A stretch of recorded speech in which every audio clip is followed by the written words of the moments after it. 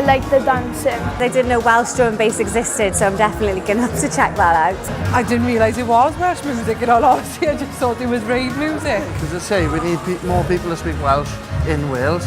It's our national language, and we all should encourage the little ones to speak it. And events like this will help us to do so.